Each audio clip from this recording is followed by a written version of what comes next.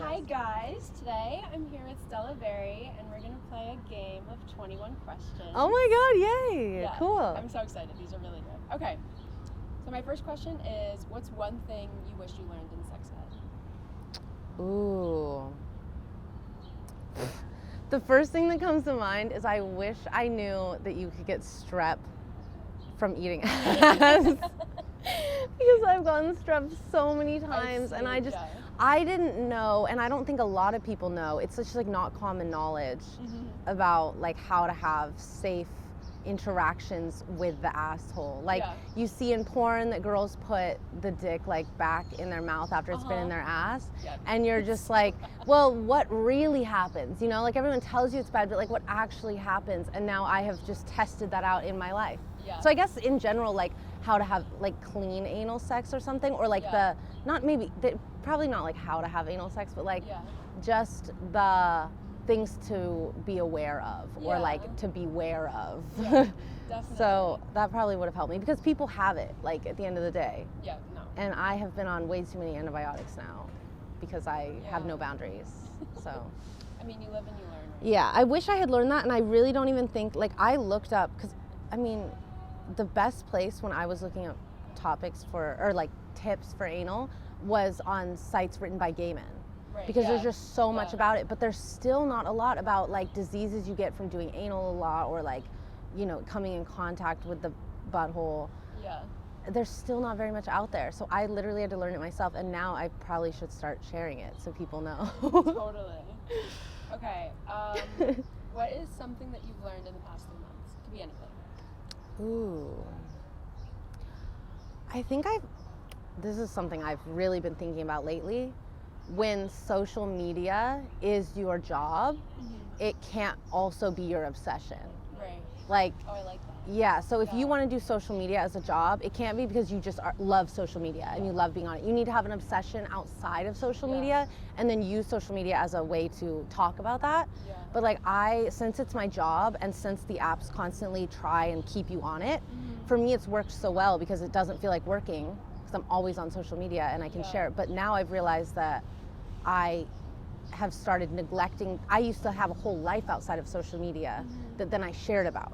And now I need to constantly remember to set my phone down and live my life and have obsessions like my books or other things outside of social media, and then share that. Because otherwise you get into 2.5, almost 3 years into this job, you start losing things or perspective. You lose perspective or things to talk about if you're constantly just on social media and not doing other stuff. So that's something I've been really trying to like set down my phone and continue to have like my life lived, which was the whole point I even started sharing. I need to do that also. Yeah. It's so hard. They suck you in, and then when it's your job too, it's like you're always on there.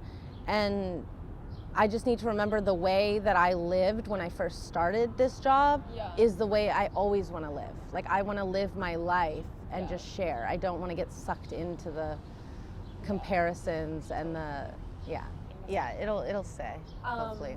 Okay, so you mentioned books, and one of my other questions is, what has been your favorite book recently?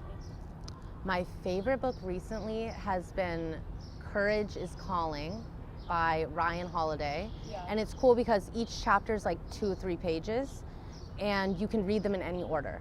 So I just go in, sometimes I reread the same chapter, but I go in and, oh my god, I have an ant on me. I go in and I'll just flip to a random chapter and read it, and it's short and it gives so much inspiration and just on why courage is so important in our lives. And that speaks to me so much because I don't know why, but literature about courage just relates to me. Like I think courage is so important. So anything about that I love. So that's been my favorite book right now. And then I also have Braving the Wilderness by Brené Brown is one of my favorite books. I read that probably 5 years ago, and I loved it so much. Just about being vulnerable and putting yourself out there. And when you're in the unknown, like life is so much better. But people are so terrified of going into it. I used to be too. So that's one of my favorite books also. And I'm reading that on this trip right now. Good. I Rereading. Some good recommendations. Yeah. Okay. Music during sex. Yay or nay? I say nay for me because I'm always in relationships. And I just feel like sex just happens, and you love each other's sounds, and I just never even think to put music on, and then when I do, it kind of feels kitschy. Yeah. But I heard someone recently say that if you're not in relationships and you're not having relationship sex and you're having sex with someone you don't really know, that music is necessary. And I do understand that a little more. Because now that I'm thinking about it, like with my current boyfriend, like I can't remember the last time. Yeah, right? No, and I'm always like, what's a sex playlist? Because like the music that's, if you go on Spotify and look up a sex playlist, it's like R&B and stuff, and it's so bad. But then also sometimes, like I used to put on I used to put on music with my ex-boyfriend. and it would be like a good song, and then you get into it, and then all of a sudden you realize you're halfway through like a Rick Ross song, and you're like, wait, what is? You're thinking about Rick Ross during sex, and you're like, you're like, wait, why is this song playing like this crazy rap that's just not sexual at all? Because it would just shuffle to random stuff. So I say nay, but I think that if you're with like, you know, a first time hookup or like a fuck buddy you don't really know very well. Like set the mood. Yeah, but what type of music? See, for me, like when I'm thinking about it, I would say like Flume or Tame Impala. Yeah, that's good. That's good. Something with not a lot of words. Yes, not a lot of words. Can't have a lot of words. And it can't be too like. The music that you listen to on your own and think about sex is not the same. Like it can't be like R&B and like love and like, yeah, it can't be that. It's too, because it's too much. It's too much pressure to like live up to it. Yeah. Just kind of like silence your brain. When I used to listen to music during sex too, I remember I would like match the beat of it while I was like writing and stuff, which is so funny. But I think for me now at this point in my life, probably I just don't take the effort to put on music. Sex just happens, and I don't care if music's on or not.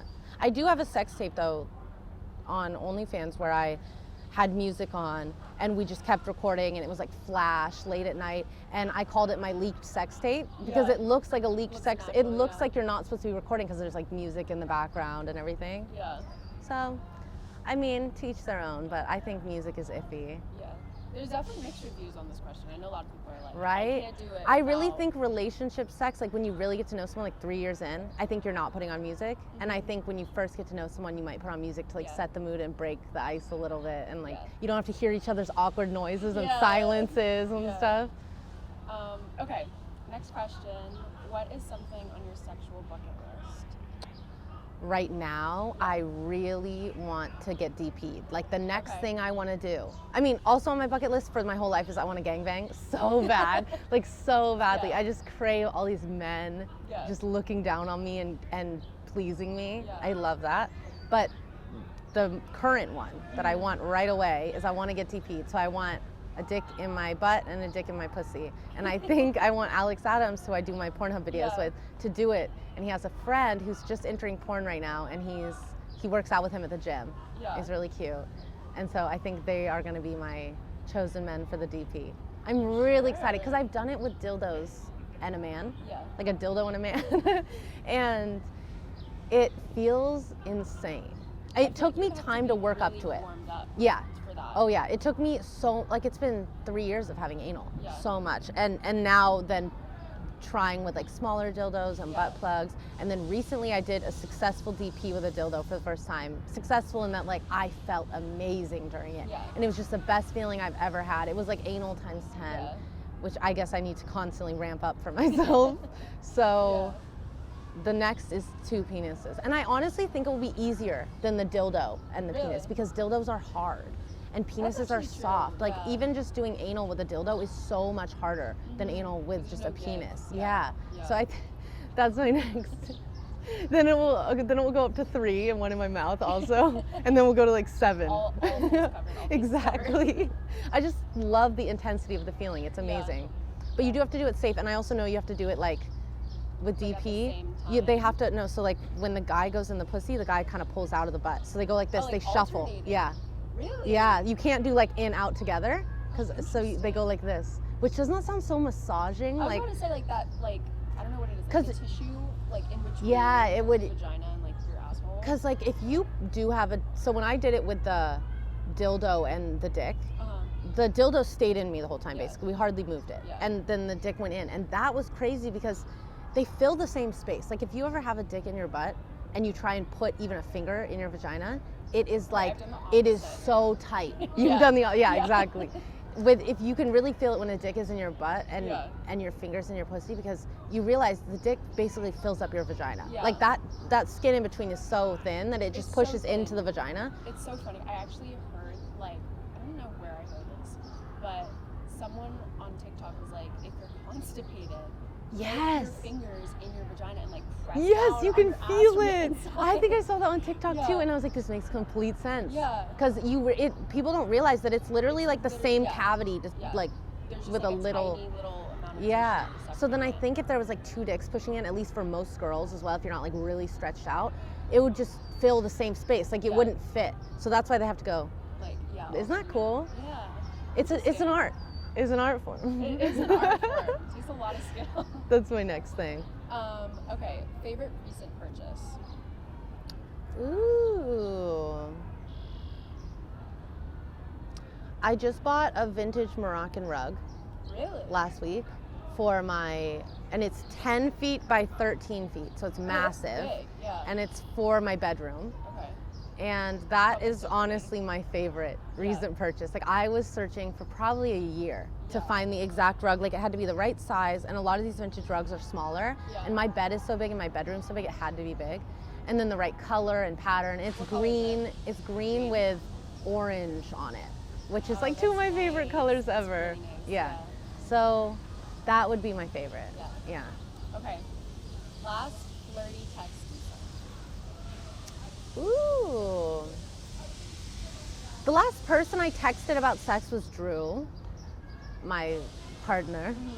But we don't really sext or anything. So the last like really sexual or flirty text I sent was to Alex Adams probably like 2 days ago. And I actually want to see what it was. Because I always flirt with him so much because he's like such a sexual person. And I'm so obsessed with him.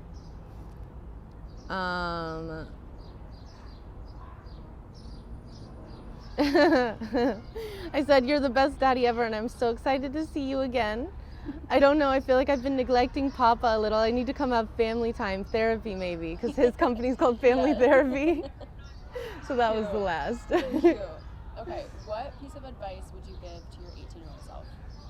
Ooh, at 18, let's see. At 18, I was freshman in college / sophomore in college. And I would say just start focusing on your classes Yeah. more. Like just start, Yeah. you don't need to know what you want to do. Mm-hmm. You don't need to have a plan for your life. Just start learning. Yeah. And I think that is I would about the definitely time agree where I with that. started focusing on learning more than like trying to figure out what I had to do. Yeah. But freshman year I was so lost on, and I also so think hard. that was about the time where I gave my credit card back to my dad, Yeah. which was kind of his financial manipulation, and focused on budgeting and Learning how to be an adult. yeah. So I Yeah. think that the advice, because I was going through a lot back then, and I think it would be that, and questioning a lot, and I think it would be the honesty is really important, and to pursue that as soon as possible in your life. Like there's no reason to question if, I think people still do that a lot, you know, and I still Yeah. do sometimes too. Like, is authenticity the most important, or should I try and fit what people want me to be because then I can be more successful? Yeah. And I think at this point in my life, I've tried it enough, as well as read enough to realize that every time that I actually am authentic and weird, even though in the moment you feel like you're hurting yourself, like you feel like you are not doing the thing you're supposed to do, Yeah. and therefore you're not going to be as successful. But then looking back, every time I've been my authentic weird self is the times I've found people like me, and that has been Yeah. the reasons I've been the most successful at whatever things I've been Yeah. successful at. Yeah. So I think that authenticity and honesty is the most important, and just focus on learning. Just like Yeah. absorb everything that you can learn from, and don't worry about what path you're taking or what direction it's Totally. going in. Yeah. I feel like what I'm gathering from you, that the secret to a happy life is just to stop giving less fucks. Literally, Just stop. it is, and it's so hard to say that too, because people are like, It's so easy to say, but then to like put that it's into to like action. people, it's because there's a difference between giving less fucks and looking like you give less fucks. Yes. Oh You my know? God, yes. So there's the whole like I know thing right some now about like people who do the latter, authenticity, yeah. but you're trying to look authentic, but that's not what it is. Yeah. Like you need to literally just be. yeah. Just need to be. And I don't know how there's such a, and sometimes I have to remind myself of that. Like I have to be like, wait, I am trying to look like myself instead of just looking like myself, you know? It's this weird concept of like self-voyeurism, Yes. where like you're constantly like, even like the idea of like being like at home like doing my makeup, I'll like pretend like I'm doing like a tutorial sometimes. And I'm like, Yes. who am I doing this for? Like, why am I acting in my own Exactly. avatar when I should just be like chill? I Just, know. like, be yourself. And I think that's probably part of the human experience. Yeah. And I think the way that the times I've been most authentic in my life is the times where I'm so distracted with, so busy with everything else, with my job at the homeless shelter or all my Yeah. classes, that I don't even like focus on what I look like, or I don't focus on those in-between moments with myself where I'm doing my makeup or getting dressed. Yeah. I just like work with my intuition, I Mhm. guess, instead of overthinking and having so much time with my primary focus being how I present myself to the Yeah. world.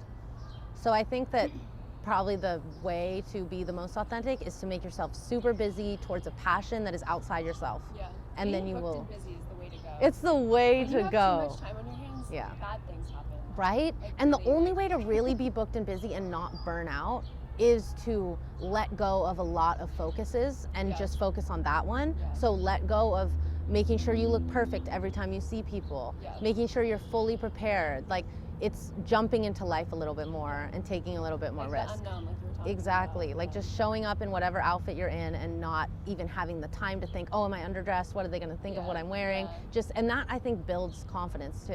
Yeah. It's all about thinking less and doing more, Yeah. I think. Exactly. Okay. So after a scene, what is your aftercare like? Ooh, let's see. So we finish. Drew always runs to the shower, or if it's Alex runs to the shower to wash themselves off because it's probably anal. And then I will always one of us will stop the camera, and then I always get up and I get in the shower with them. Every time. So I guess showering is like the main thing. And in the shower we have so many intimate moments. They'll pee on me, Yeah.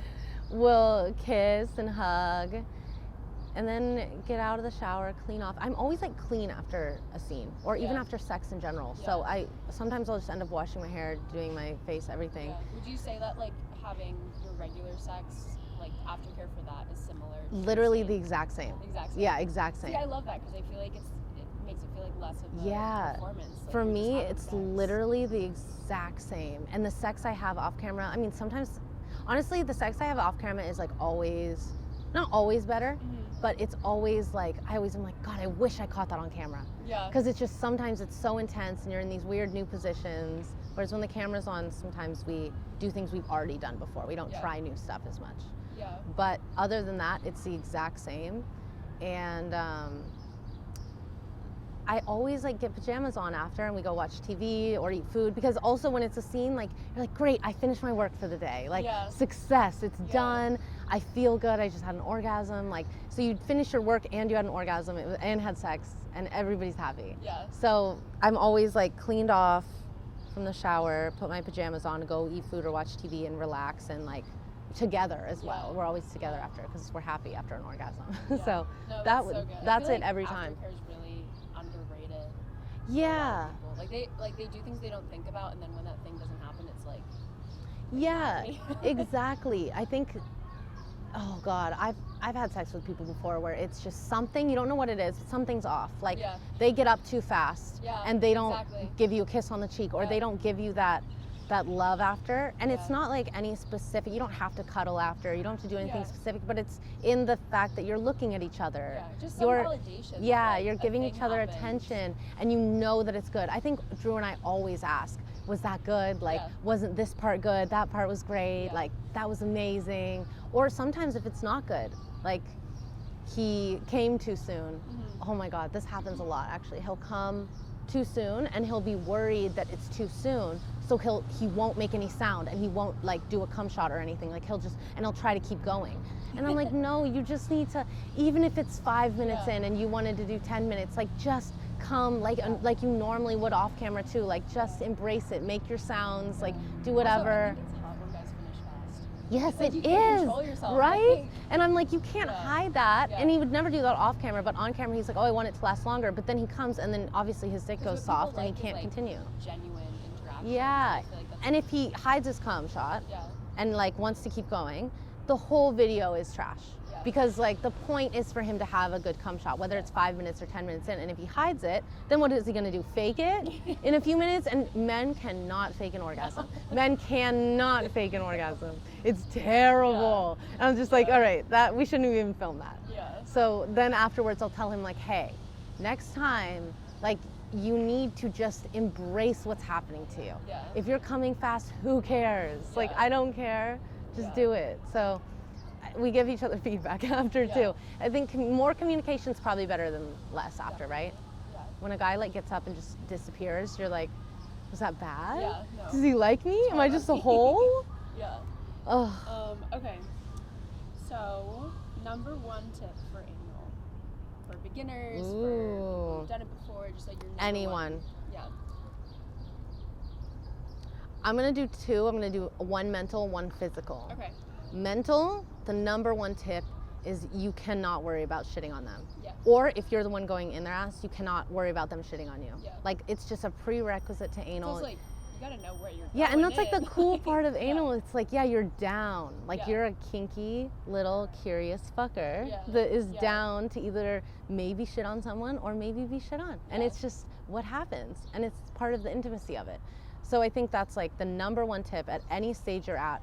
Because like you might be an anal veteran with your boyfriend, but then you break up and you're fucking new people and you want to try anal with them. And then it's like, wait, I don't know if this person is good with this. Like I don't know if they're going to freak out and not like me anymore, because it's different with every single person. And I think it's just a leap you have to take with anal with anybody. And no one's ever, I mean, if someone like literally doesn't want to see you again after you got shit on their dick, they are the wrong person. Like you should honestly weed out those people early on rather than later on. Yeah. You don't want to be married to that person and then realize you can't have anal with them and that's your favorite thing. Yeah. So that's the mental part. And then the physical part, I would say, is to go really slow. Go really slow. I feel like that's so important because like when I've seen like anal on Pornhub, it's always like really fast and aggressive, or like the super polarized side where it's just like anal gaping. Yes, Like, just, exactly. like, Huge asshole. gape. No, I would say stick to natural sizes. Yeah. For sure, because then you're not going to deal with a lot of problems, because Like it's about health problems after. it's the same size as the stuff that comes out of your butt. Okay? Yeah. So Yeah. it's like Actually, that's so true. I never yeah, so it's like my butthole is not any different than it Yeah. was when I first started. Other than that, it stretches more, I think. But that's, I think, more of a mental thing than anything. But it's also a muscle. Like, Yeah. Like the same way your vagina is a muscle. It is, and you really notice that. Like I couldn't fit this kind of big bulbous dildo in my butt recently. I was trying so much, and it just felt like it was tearing, and so you just can't push through that. Yeah, no. And then recently I did a whole audio porn recording of anal training, and I really trained myself the whole time, and I fit it in at the end. Because I had been using all these little plugs and stuff, and I'd orgasmed like twice already. So that's actually a really good tip. I probably should have done that as my one tip. Is if you orgasm, like have a clitoral orgasm or a vaginal orgasm while you have something in your butt, or even before you put stuff in your butt will be way more like, stretchy. relaxed. Yeah. Yeah. It will be way more relaxed. So that's a good tip for fitting anything. So I constantly just fit anything that I find. Like the biggest dildo now I can fit in my butt, which I really didn't think was possible, but it happened after 20 minutes of just orgasming and playing with my butt. It's like an infinite Like stretchy, foreplay. yeah. Yeah. So that's my tip. That's my tip. So this next one is personal, but not too personal. Have you ever cheated? Yes. Okay. Oh my God. I have cheated on, when I was younger, I was so confused about myself because I would get bored really fast in relationships and I'd want to cheat. Like, not that I'd want to have an affair, but I would find myself in the moment with somebody new, liking them and wanting to be with them, wanting to have sex with them. And I was like, why am I like this? Like, do I just get bored really fast? Like, can I not make attachments with people? Because I was a relationship girl always. But I cheated on my first boyfriend when I moved to London and found a new guy that I liked there, but we were still in a long-term relationship. And that was when I was like 13. Yeah. And then I cheated on that next guy that we weren't really fully together, but I didn't like cheat on him, but I would text his friend that I liked also. And I was like, hey, like, I will fuck you after him. So that I considered cheating. And then a next boyfriend, like I had, but I knew I wouldn't be with him for that's what it was. All these guys, I knew I wasn't going to be with them forever. They weren't your forever person. Yeah, I was never like, I'm going to end up with this person. Like, I'm just going to date them for a while, and I know they're not the one. Yeah. And I think that's why, like, even my college boyfriend that I dated all 4 years of college, the summer before senior year, he didn't talk to me for like the whole summer. He just wasn't a texter, and he went back to Austria, and I was living in New York for the summer. And back in my hometown in Montana, and I felt so neglected. I was like, why can he not text me more? Like, I just feel so, like, I want to talk to him all the time, and he's not talking to me. And so I didn't have sex with my, like, first boyfriend ever, but I did, like, hook up with him in the hot tub and hang out with him. And then I remember him taking his pants off to, like, have sex, and his dick was way smaller than my current boyfriend. And I was like, I don't want another person, I just want Sam. Like, I don't want this guy. I want Sam. Like, I wanted him the whole time. I was just doing this because I was craving, like, being wanted. Yeah, some connection. Yeah, and that was the hardest for me. But I've cheated on, like, every boyfriend that I've been with until Drew.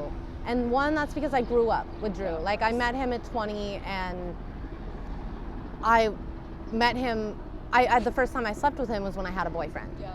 And then I had to go to Hawaii with that boyfriend that week for our 1-year anniversary trip, and then I had to break up with him right after. Yeah. And it was the worst thing ever. And I think after I did that, I was like, all right, never again. Like, I just can't deal with these feelings of having to, like, break up with someone after you have cheated on them, which is what I've had to do every single time. Yeah. And it's more that I should have left that relationship I was in, that I cheated on them, like, literally 6 months earlier. Yeah. But I was too cowardly to, because I felt so bad. I felt like I was crushing. Like, all of a sudden, they're like, wait, you're not as in love with me as I thought you were, and it's so painful. Yeah. But now I think, one, I have to just crush people's feelings more, and two, I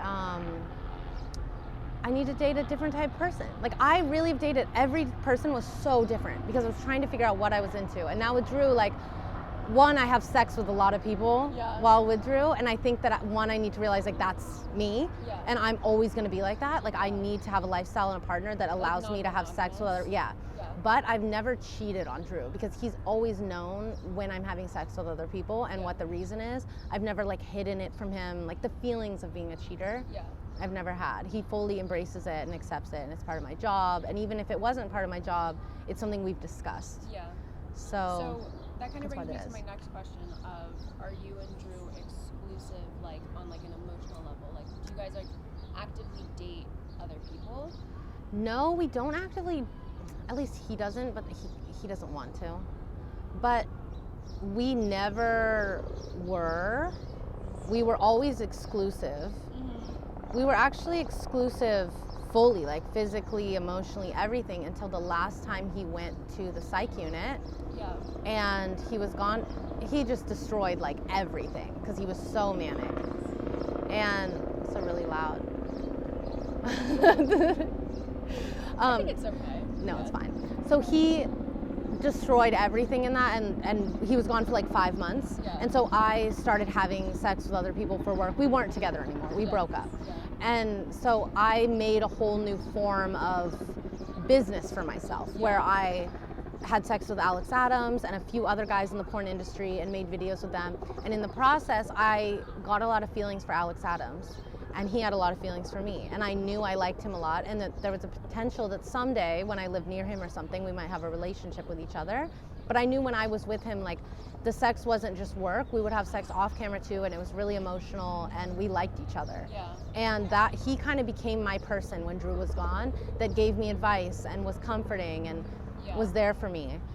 And so then when Drew came back into my life, because I wanted to give him a home and a place to live, and he begged to come back and have just a job, and he flourishes in the environment I've created. Yeah. But I told him when he came back that I have fallen in like with somebody else.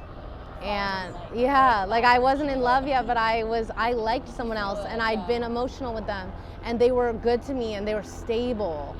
And I didn't want to throw that away just to have him come back and just be my number one person again. So I let him come back as my employee, and to have a place to live and place to eat, and he's amazing at what he does. Like, he's so talented at having sex on camera and directing it, and just being somebody who makes sure I constantly have a sexual presence in my life and keep up with that. And he also takes care of my home, and he's just such a good partner in my life, or just a person I like having around. And I could never just leave him out on the streets. I've realized that about myself now. So then when it became more complicated when I brought him back, and it became that I'm going to have emotional relationships sometimes, maybe outside of our relationship. Now I can't imagine building a new emotional relationship outside of us, because we're so bonded, and every time he's around, we're soulmates. But I still have that with Alex Adams, and I'm gonna keep that with him. And so when I do see Alex Adams, that's how it is, and we go on dates, and it's and Drew knows that, and he knows that that's just how it is, because he knows he's not a stable source of love for me. And so he's more of a partner and somebody that I love to nurture, but he's not necessarily a stable love figure. So I think it just becomes complicated. I don't know if we're exclusive or not, but I do know that when I'm with him, like, I literally feel like we're soulmates, and we're both so similar. Like, we're just both slutty whores that like to have sex with lots of different people. He's cheated on like every girlfriend he's had before too. But with each other, we're able to just not lie about anything. Like, we can just share everything. I can tell him I want to sleep with other people. It's literally like having my best friend that also gives me the best sex ever. And we can both be that way. We can both talk about cheating and everything, and we just understand each other about it. And that's the person you don't cheat on. That's the person I've never cheated on. Is the person who I can relate to about having cheated. Yeah. So my next question: what are your red flags for guys? Could be one. Ooh. If they have an ego, the guys I've liked dating the most, one is a European guy and one is Drew, who's bipolar and homeless. So both had no ego. There's just no ego at all. I really don't like guys that have some ego they have to protect. I like when they can talk about their feelings and be embarrassing and be silly and laugh at themselves. That would be one. And I think that's kind of the main one. Everything kind of revolves around that. Ooh, a sexual red flag. I don't know, because they can be, for me, it really depends on the person. And it's so hard to describe it, but when I meet somebody, I just kind of know if we really get along or not. And it's that ability to be really silly in front of them and like say weird things, and they don't judge you or like say, oh, you don't know this, or you don't know this already. Like that kind of condescendingness, I don't like that. I don't like that at all. And then sexual kind of goes along with that. Like, they can be fully inexperienced or they can be really experienced, and both is good with me, as long as they are not judgmental, or it's not really a red flag, but I just know someone won't work for me if they have a low sex drive. Like, if they're not wanting sex as much as me and they're not like ravenous when we're having sex, it just doesn't do it for me. Like, I need somebody who's like super sexual. I mean, that makes sense. Okay, so my next question is kind of like 2 in 1, but I'll ask the first part. Is how do you choose a scene partner? And then like the follow-up is, who's someone that you want to do a scene with? Ooh, how do I choose a scene partner? So obviously I have Drew and I have Alex Adams. And Alex Adams I actually picked because I watched his porn for so long on Pornhub, and I was like, this is shot so beautifully. It makes the women look so beautiful and natural. It's just shot on a little handy cam that's super old, so it kind of looks like film. Is it like his POV? Yeah, and he always just holds the camera, so it's just his dick and then the girl. Yeah. And I just thought he did so much justice to the women, and he also, it's like a 20-30 minute sex scene, just normal sex. It's not like setting the camera up and doing all these crazy positions. It's just him fucking them in doggy and missionary and flipping them over himself, and I just could see myself doing something like that, and I wanted to support somebody who made art like that. And so I think that's how I pick a scene partner now. I did once make the mistake with Hannah of picking some people, some men, based off just she liked how they looked and they had good dicks. And it turned out that, like, you know, they took a lot of meds to make sure their dicks worked, but then their dicks didn't actually work as well, and then they were terrible at angles and shooting, and it was just a big waste of time. And so you just can't pick someone because they're hot or because they have a good big dick. You got to pick somebody that you think makes art. And it's like, you got to be really self-aware when you look at it. Don't be like, oh, the lighting looks good and this looks good. It's like, is this actually hot? Like, do I feel that feeling of like kinkiness and like I'm let in on something secretive? And you got to be able to masturbate and come to it. Not just like, oh yeah, the scene looks perfectly proportioned and set up and well lit. That doesn't mean that it's actually something that makes you horny and captures something about sex that is magical. And so I think if you find people based off of scene partners, if you find them based off of that, you're going to get the best scenes, and you're also going to have the best sex, because that is representative of it. So that's definitely how I pick. And then someone I want to, oh my God. I mean, girls, there's so many girls. I really want to shoot with Riley Reid. She just has like, shoot together? We were supposed to, we had a 3-day shoot planned, doing like 3 or 4 scenes a day for OnlyFans. It was going to be so fun, and I just knew we had the same sexual energy. She just you guys definitely give me the same vibe. Like there's porn girls that do it for money. There's porn girls that do it because they, you know, like sex. And then there's like hypersexual girls like me or like Riley, that it's the place you're most comfortable in the world. Like it's the place you're like having fun. It's the place you're most authentic and can let loose the most and be silly, and she definitely does that. Like she lets go in her scenes and is goofy and weird, and the words just flow out of her mouth. And so I would love to shoot with her because I think we're similar like that. At least I hope so. I know that everybody's different in person, and that sometimes porn people are acting and you don't even know they are. But she's definitely the number one that I want to. I just got strep last time and I couldn't shoot with her, and I was so sad. But I think in the future I will shoot with her. Other than that, like, I don't really have anybody big that I dream of shooting with, especially men, just because I love shooting with Alex so much. And I think like shooting with people who I know is my favorite thing. And then so many little bugs. They love you. And I discover people I love having sex with everywhere in the world. And they're better than anybody that I find online, unless like I love their art form, like Alex. But nobody does art like Alex, which is why he's the #1 viewed male in the world. But I meet like girls with 2,000 followers on Instagram or on Twitter make the best scenes with me of anybody. So I just look around constantly. I look around constantly to find somebody that I just mesh sexually with, and that's really all I'm hoping for. I'm constantly looking out for people that sexually I want to be with, and that has nothing to do with how they look or how many followers they have or anything else. Okay, so what's your favorite sex position? It could be for anal or just, you know. Ooh, it has to be missionary. I mean, it has to be, but not like full missionary. It's like where I'm laying on my back and my legs are either up next to my face or up over his shoulders. Anal feels fucking amazing, and he nuts like every time, because that's when I can feel the most comfortable dirty talking too, when we're face to face. And I love that, and that also makes guys come like so fast, and it's also just more intimate. It feels the best with anal. It feels the best with just normal vaginal sex. And it's just the most intimate, I think, looking at someone's face. I love doggy though too. Like it's just the go-to position. No, totally, I used to love, with my ex who had a really big dick, I used to love when he would like sit up on his knees. Like And on then, the bed. so he'd be sitting on, like kneeling on his Yeah. knees. And then I would put my legs on each side of him and I would put his dick in me and I would kind of lift my pelvis like this on his dick. That felt insane, and he would come so fast in that too. Like, it felt so good for both of us. Yeah. But with Drew, it just doesn't work. Like, he can't, some guys can't like kneel, like they can't sit on their knees like that, like it hurts them. So I don't know why with that one person it was different. But in general, I think it's missionary with my legs up. Yeah.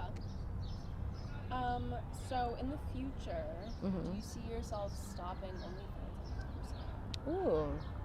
Like, do you see yourself like retired at 60, like not doing porn anymore? I honestly think that I will do porn for the rest of my life. Like, I don't know if I'll always release it, you know, but why not if you're already filming it? Yeah. I will always film because there's just something so exhilarating about it. And you get to watch what you look like during sex, which is so awesome. Think everyone should make sex tapes. I know, Like, right? There's just nothing like, I mean, at least for me, like, I love being like on display. Yes. Like exhibitionism. It adds a whole and other voyeurism, thing, it's yeah. very alluring to me. Yes, me too. And I feel like also like it's just fun, like to see It's what you fun. look like during And if you sex. have a good partner, it's really good because it can put pressure on a person. Yeah. And so if you can do that with a person Yeah. and be on camera with them and still be authentic like they can too, Yeah. it's a really good tell that you guys have a really good sex life Yeah. or a good relationship. Also, like that little aspect of like pretending that you're like doing a porn. Yes. Just like as like a regular It's person. so fun. It's very fun. It's like almost like a role play. It kind is. of. And you can, I don't know what it is, but it feels less boring sometimes. Yeah. Because maybe they'll just like, a guy might just fuck you and you're done. Yeah. And that's it. Whereas when it's on camera, it's camera's like, like, that's oh, I gotta embarrassing show as up. I gotta fuck. show up. That's Yeah. embarrassing if he just fucks you a Yeah. little bit and doggy in the nuts and Yeah. does nothing for you. Yeah. So if it's on camera, you can feel a little bit more successful at the end of fucking. Yeah. You're like, wow, I had real sex, I got it on camera, I got paid attention to. I think it just makes you more aware of what you're doing while you're fucking. So, but on top of that, yeah, I just love being watched. I love the thrill of it, and I think it's important to share something that's so human and that all of us do. I just love sharing that and like being unabashed about the fact that I fuck and I like to share it, and there's nothing wrong with that. And so that's just my personal life cause. Yeah. And I think I'm just always gonna do it, no matter what. Really? No matter, I know that I will do other things. Like, I know I'm not just gonna make pornos for the rest of my life and that's gonna be the whole way I make money or my whole passion, but it is a passion of mine. And I know I'll do other things while I do it. Yeah. I'm definitely gonna do other things. I know that I will, but I will always continue making porn. It's not like porn is the stepping stone to then have something else. I will always do porn, and I will also always do all my other passions that in the world. So the next one I brought up because I just recently saw your essay that you posted on TikTok. Oh yeah. Which was so beautiful. I was, Thank like, listening you. to read it, I and still was haven't like, finished it on there I too was because like, it's oh just my like, god, it's like making me emotional. Aww. So I want to know what your thoughts are on the current abortion ban. so 'Cause I sad. feel like it must be scary, like thinking about your 18-year-old self. When I like, saw it, I got so emotional because Yeah. I thought of how I felt in that moment and how like I was lucky enough that I had hoarded $500 in my safe under my bed for like years in cash so that I could go to the clinic and pay $450 in cash and not have to tell my parents. And I was lucky enough that I could go buy a pregnancy test like the moment I got nauseous in a cab and was like, wait, what is this? I feel a nausea I've never felt before. And I had a pregnancy test in my nightstand that my friend had me buy like 2 years ago. And I was just lucky in so many ways, but in the moment I was so terrified and I was so physically ill from the hormones, and I just can't imagine what that feels like for a girl who is maybe younger, doesn't have as accepting of a family. Because even though I didn't want to tell my family, I still knew at the end of the day, like, it wasn't, my mom's performed abortions on patients before. So I was scared of disappointing her, but I knew that it wouldn't be like crazy bad. Also, like, I think some crazy statistic, like 1 in 4 women have had an abortion. Yeah, exactly. Like, it's so common. It's so common, but it's just like thinking of all the girls who aren't as lucky, who are in states where they literally cannot access an abortion, and like the lengths that you're able like willing to go to. Like since the beginning of time, women have taken their own lives or risked their own lives to end a pregnancy because they know it's not the right time for their baby. And that's like such a maternal instinct. And then the fact that society shits on that and is like, oh yeah, mothers don't know shit, you know, like you don't know if mothers know if their baby's ready to come to the world, because the baby inherits their mother's life. They inherit their mother's social rank. And so if the mom knows she's not ready to have a kid, or she's not going to be able to be a support system to give the kid a successful life, or she knows that the environment she's in right now is not good for her child, we have to trust that. Like the reason society has even come to this point is because mothers have raised children, like, and put them in certain environments that they think will make them successful. So it breaks my heart that a young girl might be discovering her maternal instinct at 15 or 18 or 25, and it's not the right time for their baby, and that is just downtrodden on and shit on. And that's the very first time that they hear, like, your maternal instinct is wrong. You have to listen to what the government says and what a lot of people who don't know anything about maternal instincts say. And that's the first point, like, you don't listen to yourself, and you're not allowed to listen to yourself. And that breaks my heart, because not only are they sick and terrified, but they're also trying to figure out, like, I'm having thoughts that I want to end this, and I'm not able to, and that's terrifying. So it breaks my heart, because, like, humans, everything in nature has bodily autonomy, and humans deserve the same. Women deserve freedom to do what they want with their bodies, and the baby is their body, you know? Like mine they couldn't even see on the ultrasound because it was so tiny. Like, I was 5 weeks pregnant, they couldn't even see, so they just suctioned out extra and, like, hoped it was over, and then I came back a few days later and did a blood test to make sure it was done, because they might not have gotten it, because they couldn't even see it. Like, that's crazy to me. But I could go on about this forever. It's heartbreaking to me, and it literally makes me so sad for every girl that's going through those kind of feelings that I went through, because they are huge and they're terrifying and they're life-changing. And it's also, like, so scary to me because you can have sex for the first time and get pregnant. Exactly. And you're like, there's nothing wrong with doing things that might get you pregnant. Like, I was having sex with a boyfriend I'd been with for 2 years. My parents loved him. They knew we had sex. And so, like, you don't do anything wrong to get pregnant. There is no, like, shame in it. It's literally so natural, and it's honestly a good thing that you know your body can get pregnant. And we're born with thousands of eggs in our body, but our bodies can barely handle having 10 kids. So you think that it's not, like the reason our brains even think this way is natural. Like, nature created us this way to have these thoughts, and we need to trust that.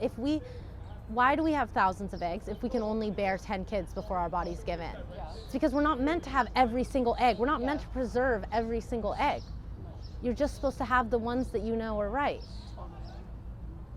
Makes me so sad. I know. It's also just thinking about, like, the young girls who get assaulted and are like at, like, 12 with literally a baby. Literally. And then the government doesn't provide them any resources to raise the baby, but they're just have the baby. And it's like, she knows it's not the right baby to have. She knows it's not the right time. Everybody knows that. So it's fucked up. It's so crazy stupid. Like, it's beyond dumb. Like, somebody could just learn a little bit about humans and know that the reason we have these thoughts is because of nature. Like, the reason everything is the way it is because of nature. Why are we trying to fight nature so much? Why is religion and politics trying to fight what it's like to be a natural human? Yes, and our instincts and our maternal instincts so much. It's just the dumbest thing ever. And it keeps society back so much. Like, maybe this is the time where the world is overpopulated and society is progressing so fast, like faster than we even know how to keep up with, that it's the time we listen to maternal instincts the most. Like, maybe this is the time we only have the babies that the mothers are like, this is a baby I want to have in the right time, in the right place. Like, why are we forcing to go against that natural instinct? Like, that's how we progress as a society. On a lighter note. I have no other words. So how was it working with the Chainsmokers? It was so cool. Yeah. It was crazy. It was a 2-day shoot. Yeah. I flew in from Puerto Rico to LA for it, and it was like 12-hour set days, which I'd never experienced before, and I'm so happy that it's not my job. Like, I'm so happy that I don't have to be on sets and I can just make a video in 20 minutes in my bedroom. Yeah. But that being It's said, it was exhausting. literally a life milestone, for sure. They're really cool. Alex, actually, one of them, one of the Chainsmokers, went to Gallatin. No way. Yeah, he graduated from Gallatin. What? Yeah. Isn't that crazy? That's crazy. Some cool people come out of Gallatin. I know. But it was just cool to meet them because they're so successful at what they do. And they're also at this, it's really funny how self-aware they are. Yeah. And their manager and their creative director are. That, like, they literally said, like, we know we're not cool. Like, we know that to admit you're a Chainsmoker fan is, like, really embarrassing.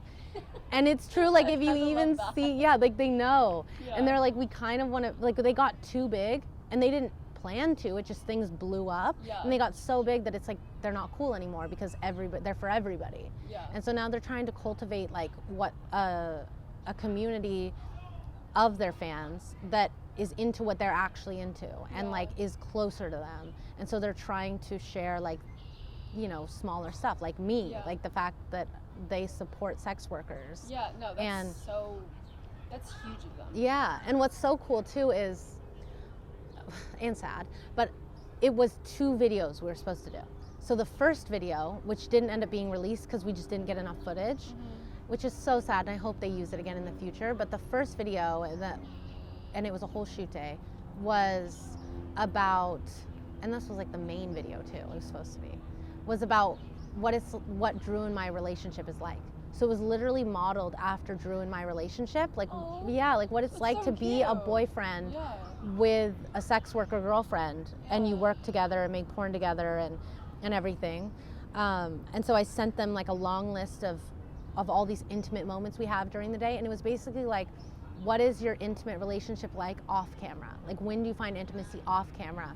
And then it's like showing me in a bathtub with a romantic, beautiful bathtub, and it looks like he's about to get in, but instead he's gonna take videos and photos of me for OnlyFans, that kind of thing.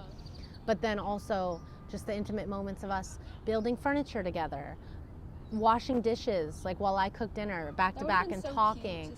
Yeah, like, it was a really beautiful, it's showing that, like, sex workers have loving, intimate relationships, and it's common. And it's beautiful. And so that was, like, the original video idea, and it was so beautiful, and we got such amazing footage. And then we just didn't have enough of it, I guess. And so then the second video we shot the second day was, like, his life. So that first video was, like, my life. And then the second video was supposed to be, like, his life. And he was playing my boyfriend in both of them. And so then he was playing my Drew, and his name's Drew, which is funny too. That's so funny. And so that second video was, like, us going out later that night and going out to a club, and, like, he's performing and we're, like, fucking in the bathroom, and just, like, a more fun party video, you know? And so then it ended up being just that second video with a little bit of clips from the first day, like, put in there. So it's still really cool and awesome, and, like, so cool they thought to hire me for that. And it was just really cool to, I hope so. I hope so for that, like, because they're really cool people, and they have a lot of money to, like, make a lot of statements with. And so to make good statements is a great thing. But it was because the shoot, like, that gives it more story, that it was actually this whole other shoot based around my life, and it was very intimate and beautiful. That for me was so validating that, like, it was actually the creative director, his wife showed him my interview with Sophia on Sophia's podcast and was like, I know you're trying to come up with an idea for this new video, she should be in it. And so they got inspiration. After that, they looked at all my stuff with Drew and got inspiration from our relationship for a video, and for a love song. And that just, like, validated me so much. So even though it didn't even come out, it was so validating that the things people take away from my relationship. And then also acting that out with a new person. And also getting to make out with a new guy on set with, like, cameras all around us and stuff was so porny and awesome. And I felt like I was introducing them to porn. He was like, I've never done this before, like, this sexual. So that was fun. It was cool. So my second and last question is, what are some of your pet peeves? For anything, just, like, you know, friends, family, God. like... This is even beyond a pet peeve. It's like a phobia. But when people chew, like I can hear them chewing, and it's not always. Yeah. I'm the exact, like it makes me angry. Yes, like, and that's a real, like, I learned, like my mom told me there's a real phobia. It's a real thing where it like induces this, it induces this uncontrollable rage inside you. Me so I've had it since I was 10 years old, I swear. I remember sitting at the table and my parents, I would hear them eating. It wasn't every night, it was just sometimes. Like sometimes it just hits right. And I literally would have like a panic attack. Like I couldn't breathe and I would have to leave the table. It felt like claustrophobia or something.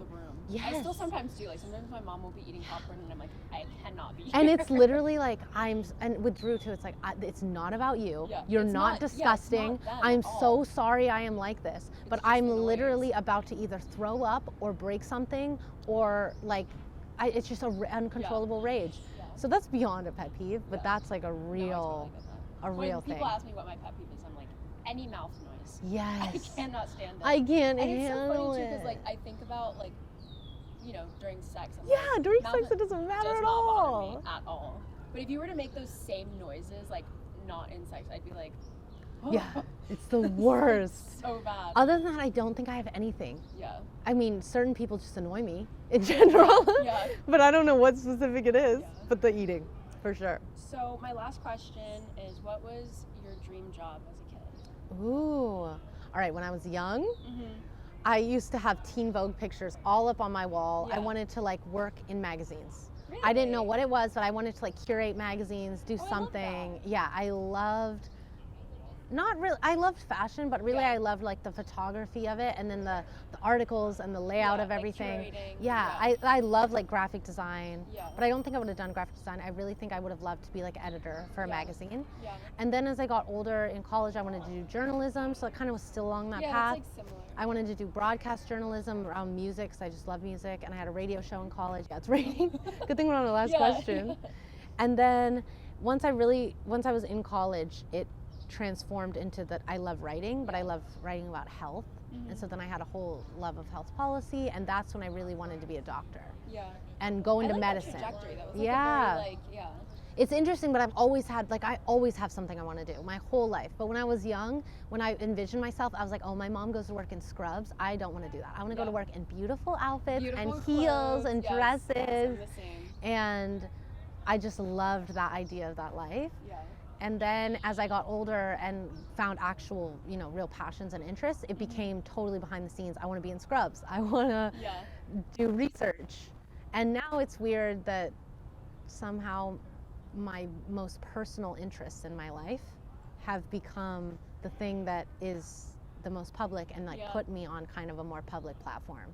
It's so weird, but I kind of got what I wanted of both. Like I got my own personal passions with health and everything, but then I also got that feeling of getting to play dress up sometimes and having makeup artists and being on camera, which I never imagined. I always was behind the scenes. Like that's the one thing I never imagined. I always knew like there's actresses, there's the girls that do the plays at school. I am not that girl. I cannot act, I can't be in front of a camera.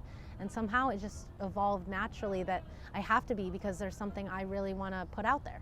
And I just forced myself to do it. I love that. Isn't that crazy? I still feel very connected to my younger self. Me and too. I'm just like proud that, wow, like when I was getting my makeup done recently, or I have a stylist, I'm like, I'm working with stylists and everything. I'm like, wow, my 11-year-old self would be like, you're so cool. I always think about that. I'm like, would my younger self think I'm cool right now? My younger self would be like, okay, you grew up to be fucking crazy, but you've always been fucking crazy. You just never wanted to tell anybody. And so it's crazy that you actually were courageous enough to let people know. And on top of that, you get to work with all these amazing artists and like also be a muse for a lot of people, which is something as a kid you're like, oh, I want to be the star. But then as you grow up, you're like, I'm not the star. And then it's so weird when it just happens to you, and all of a sudden you're like, whoa, I'm inspiring some people. It's just so crazy. I mean, I'm like obviously on a much smaller scale than you are, but sometimes I get messages from I'm on a much smaller scale than 1 million people. I know. It's more like, that just one sometimes, person. like one person will reach out to you and be like, hey, like you really changed my life. Yes. Or, like, I love your page. Like keep doing what you're doing. And I'm like, and that's literally you see like me like doing things. Yes. And that's the same. So surreal. Like I don't think I'm a star, like like Taylor Swift. Like there's always someone doing bigger than you, but it's when you realize that people are watching you and you're giving something to people. Like you're And they you like are it. inspiring. Yeah, you're inspiring people in some kind of way. Whereas before, I always wanted to be the one watching and hiding. Yeah. And so, on whatever scale you're doing it, it's like such a crazy thing to look at and from your 11-year-old eyes and be like, wow, I'm coming into my own as my own person. I'm proud to be myself. Yeah. I'm not watching other people who are proud to be themselves. I'm being that person. Yeah. So Yeah. that was a good note to end on. Yeah. I was making These the list were and good questions. I was like, this has to be the last question. You're some reason. so talented at this, Thank honestly. you. Okay. And like perfect timing because it's raining. Yeah. That was so fun. That was really fun. I know. I'm so glad we did this. I am too. And like outside in the rain. Yeah. It's cute. Plus, it's cute. It's got like a little scenery situation going on. No, I think you're But, awesome. yeah, I think you're thank so you. smart too. And I just see like, it's kind of like how Sawyer and I are, like really hardworking Yeah. and really passionate. Like you'll be able to do whatever you want to do, honestly. Thank you for doing this with me. Yeah, Like, of literally means course. the world. Of course. Okay. Of course. Goodbye. I'm happy. Goodbye, guys.